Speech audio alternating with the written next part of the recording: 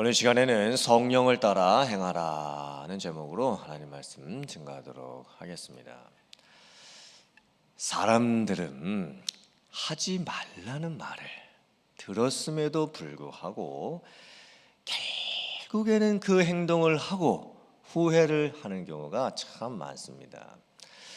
어린 아이들에게 뜨거우니까 손대지 말아라, 손대면 다친다, 그렇게 얘기를 해줘도 결국 어린 아이들이 그 호기심을 이기지 못하고 이걸 대면 어떻게 될까 하고 대면 딥니다.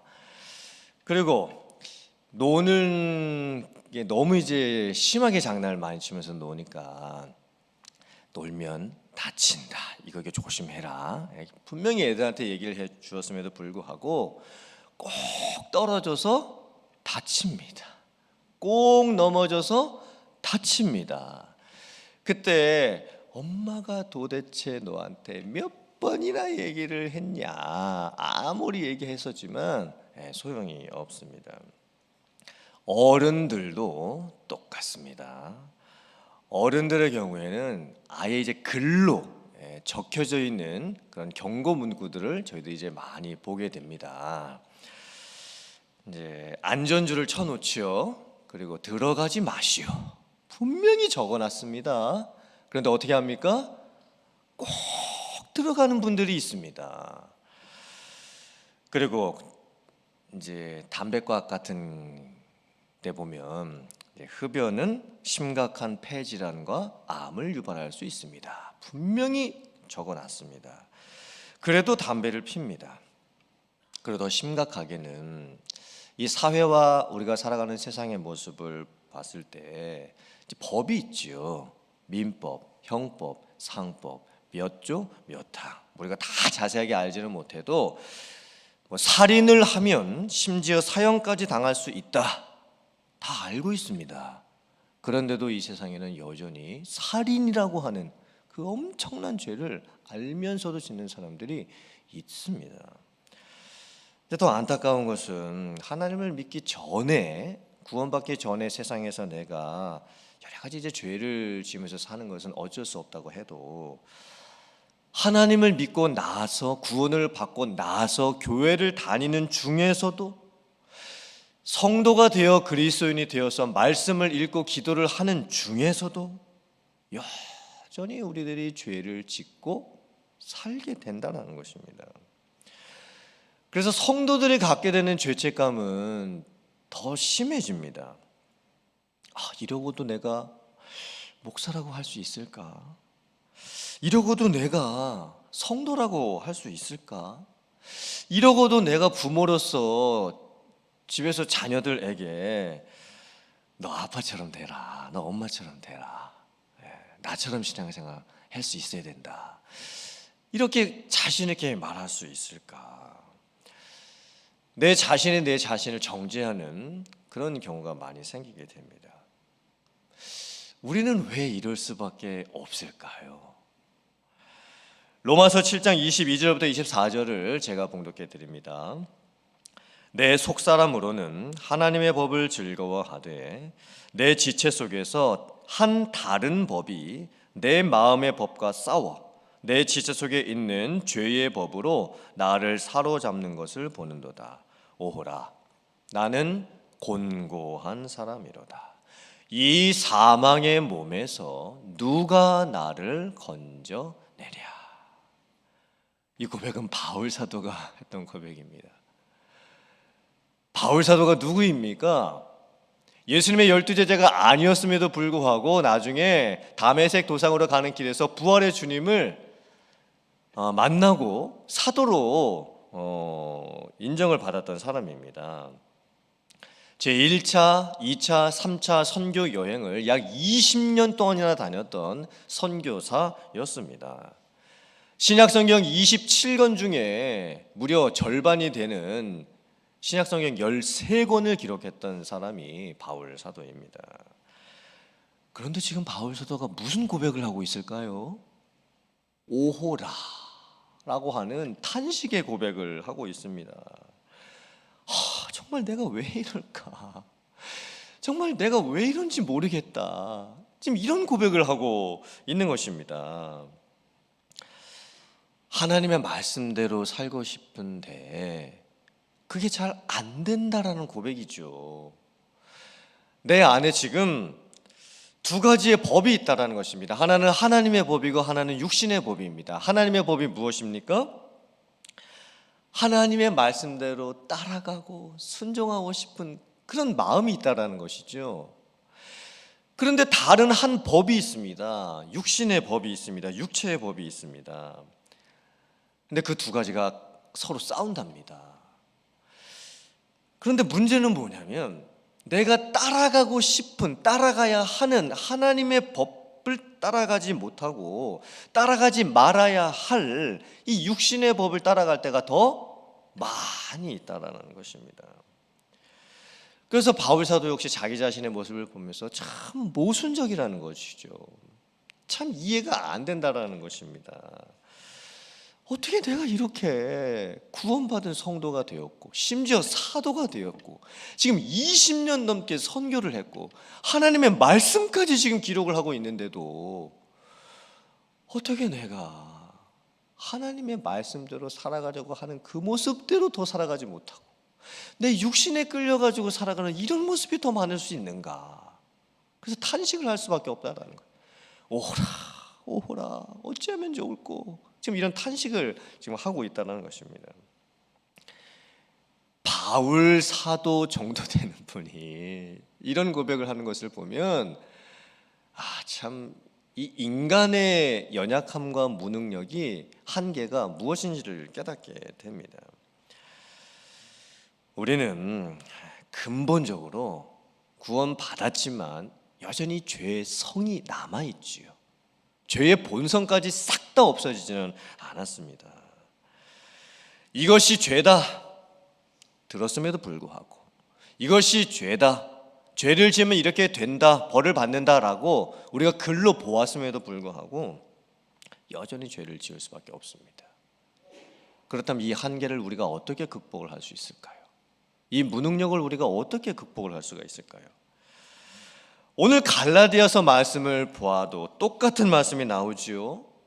우리 마음속에 두 가지의 마음이 있다고 말씀을 합니다. 하나는 성령께서 주시는 마음이고 다른 하나는 육신이 주는 마음입니다. 이 육신이 주는 마음을 육체의 소욕 혹은 육체의 욕심이라고 기록을 해놨습니다.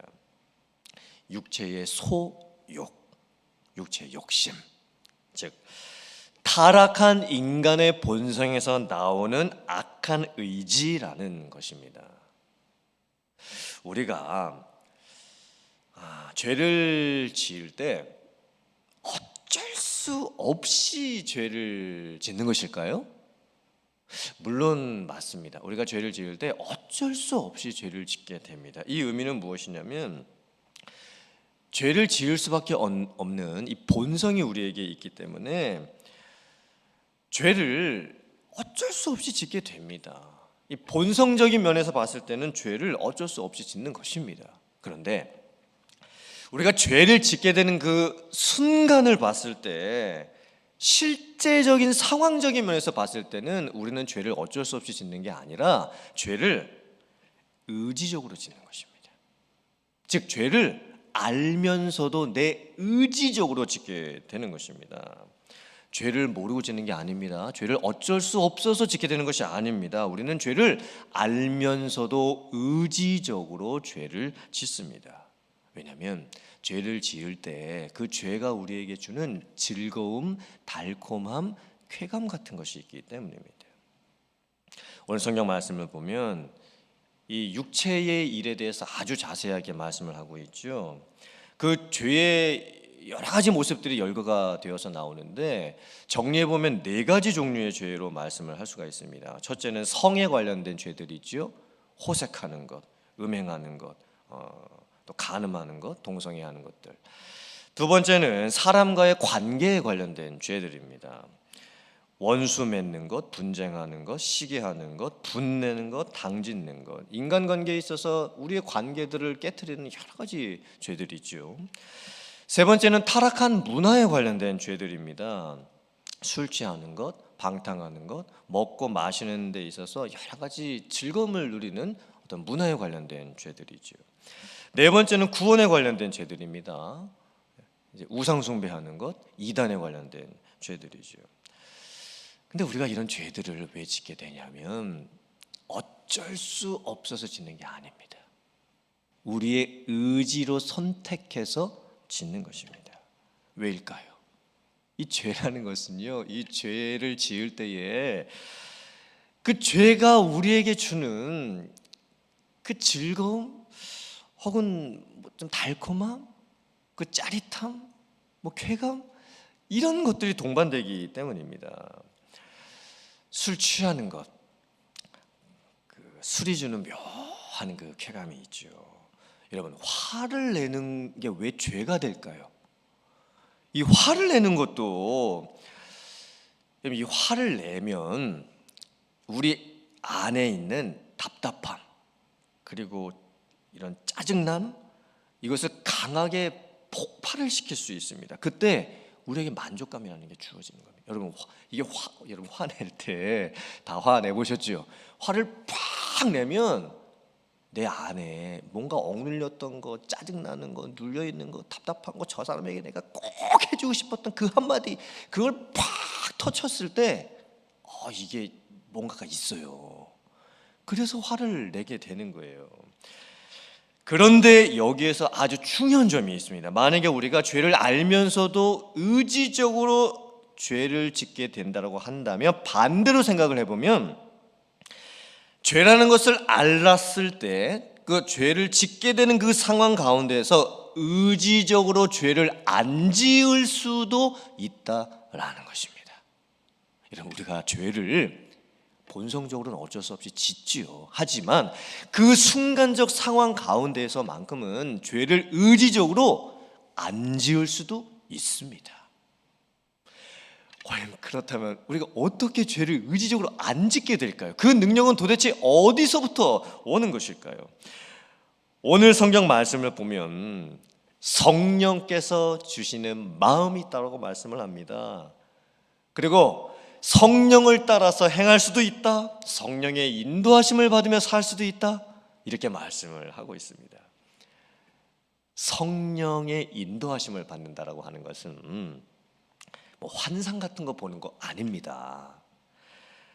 귀로 신기한 음성, 내 고막을 울리는 음성 듣는 것 아닙니다. 특별한 영적을 체험하는 것 아닙니다. 믿음이 좋은 분들만 할 수 있는 것 아닙니다. 성령의 인도하심을 받는 것은 구원받은 모든 성도들이 할 수 있습니다. 우리가 예수님을 믿게 될 때에 모든 믿는 성도는 성령을 받습니다. 성령을 받지 않고는 예수님을 주라고 고백할 수 없기 때문에 예수님을 주로 고백하고 있는 모든 성도는 성령을 받은 것입니다. 그리고 그 성령은 내 안에 계십니다. 그리고 내 안에 계시면서 어떤 일을 해주시냐면 육체의 마음하고 싸울 수 있는 능력을 허락해 주십니다. 그래서 이제부터는 구원받은 성도들에게는 어떤 능력이 생기냐면 죄를 짓게 되는 유혹을 당하는 그 순간에 내 의지적으로 죄를 안 지을 수도 있는 능력이 생깁니다. 누구를 만나든지 어디에 있든지 무슨 일을 하든지 시마다 때마다 성령께서 나에게 가르쳐 주십니다. 나쁜 생각이 듭니다. 내 스스로도 압니다. 이게 나쁜 생각이라는 거, 하지 말아야 될 생각이라는 거. 그 생각을 컨트롤할 수 있는 능력을 성령께서 주십니다. 이 생각을 컨트롤할 수 있을까요? 사실 요즘 현대 의학적으로 봐도 우울증과 같은 경우에 이제는 약으로 어떤 특이한 신경을 조절할 수 있는 그런 지금 단계까지 와 있습니다. 여러분, 이게 너무 놀라운 거 아닙니까? 어떻게 약 하나를 먹었는데 우리의 신경이 조절이 될까요? 신경이 조절이 되면서 생각이 조절까지 될 수가 있는 것입니다. 그렇다면 하물며 하나님께서 사람을 창조하셨는데, 그 능력이 하나님께 있는데 하나님께서는 우리의 생각을 바꾸어 주실 수 있습니다. 그 능력이 하나님으로부터 옵니다. 성령께서는 우리의 생각을 인도해 주십니다.